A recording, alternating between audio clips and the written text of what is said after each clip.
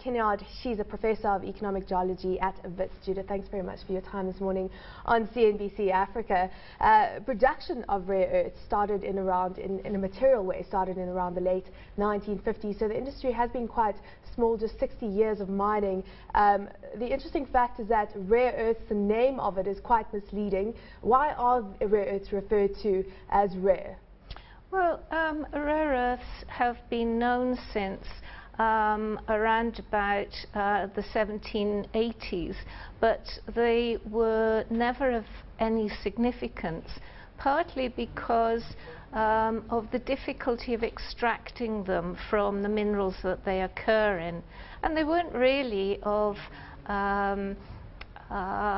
interest until the 1980s, and they acquired the name rare earths.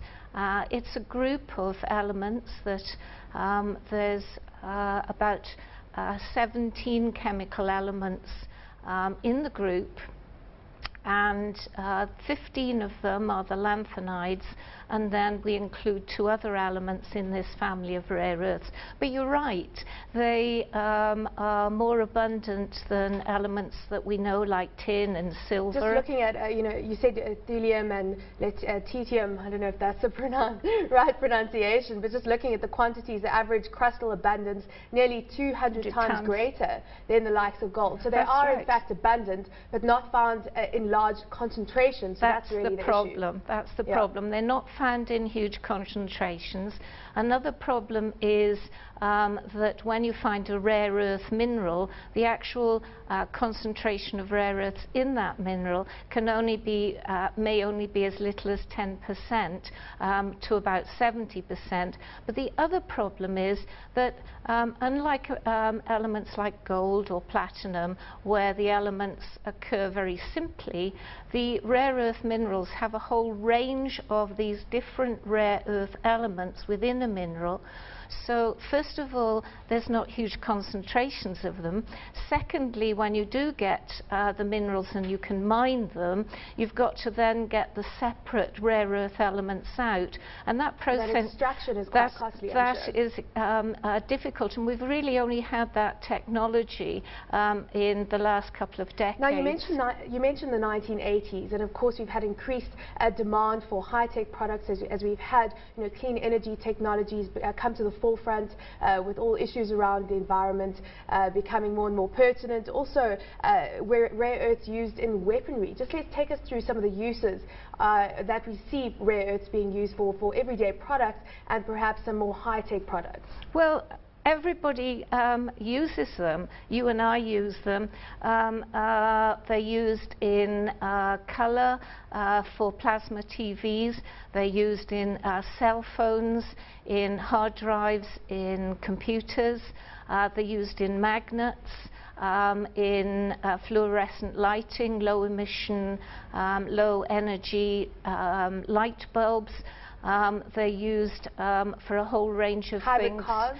And hybrid cars is a very important one, which is why China is reducing its output of rare earths, because it wants to make hybrid cars. Let's touch on China, because that really, their restrictions on exports has really changed the market dynamic and interest in rare earths. You had 2009 China coming out and restricting exports in order to retain the rare earths for their own growth and own economic purposes. Just explain what impact this has had on the market for rare earths. Well, that's right. China said it would restrict the export of its rare earths because it wanted to keep more for processing rather than just... Let me interrupt, if you don't mind. And this is important because China currently supplies 97% That's correct, yes. And so they're keeping back now. Instead of exporting raw materials, they want to use more for processed material and the hybrid cars. And the hybrid cars take 15 to 30 kilos of rare earths each, so that's going to be a huge demand going forward. but we also need rare earths for magnets, for wind generators, and the US and UK governments have identified rare earths as strategic metals because they want them for guided missiles, weaponry. So weaponry is also, of course, key. The future availability is the big question now. So we've got majority of production and supply taking place from China. Where are we likely to find the next material reserves?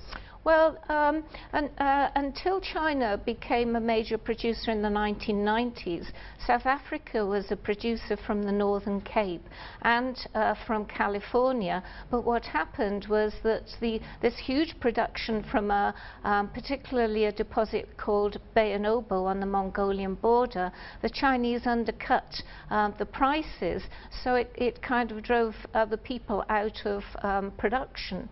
And so at the moment, since May this year, Mount Weld in Australia, the Lynas Corporation has started production, and they're sending their concentrate to Malaysia. Do we know which South African miners are exploring for rare earths? Yes. There's Frontier Minerals at Sankops Drift. There's Great Western Minerals at Steenkampskraal, both in the Northern Cape.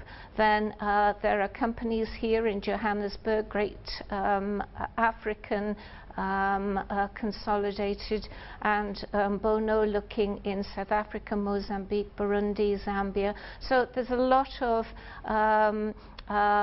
focus now on producing rare earths for the future. In fact, there is some predictions that there might be a slight oversupply in 2013. But currently we have this supply dynamic taking place, supply being restricted from China and demand, of course, increasing as we have an increased demand for clean energy technologies and weaponry and the likes.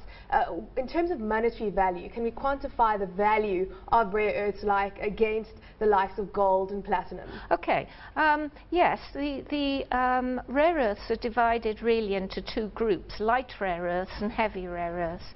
And the great demand is for light rare earths, and they're currently between about $100 and $350 per kilo, so nowhere near as precious as gold and platinum.